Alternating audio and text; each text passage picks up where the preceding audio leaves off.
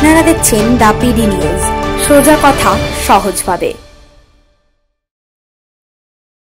Bike দুর্ঘটনায় মৃত 2, আহত 1।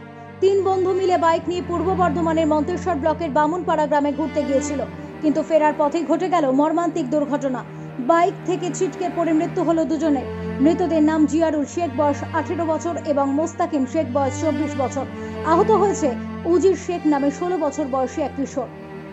সকলের বাড়ি মন্তেশ্বর ব্লকের রুইগড়িয়া গ্রামে। জানা গিয়েছে, রবিবার দ্রুত গতিতে ছুটছিল তাদের বাইকটি।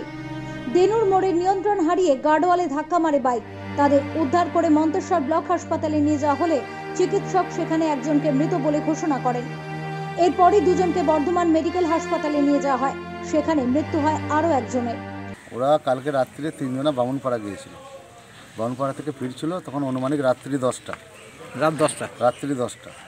তারপর আমাদের কাছে খবর আসে 10:30টার সময় যে এরকম অ্যাক্সিডেন্ট হয়ে পড়েছিল। কোথায়? দেনুরে। ওরা কি ইয়ে থেকে ফিরছিল? ওরা বামুনপাড়া থেকে ফিরছিল।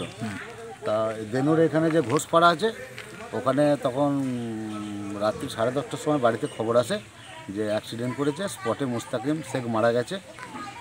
ওর সঙ্গে আরও দুজনে ছিল। তাদের নাম? জিয়ারুল শেখ। ওর পরে যে মারা যায় হসপিটালে মারা যায়, বর্ধমান হসপিটালে। আর একজনা মোটামুটি চিকিৎসার পর এখন সুস্থ আছে, সে বাড়িতে আছে আপাতত, উজির Sheikh. Bureau report, the PD news.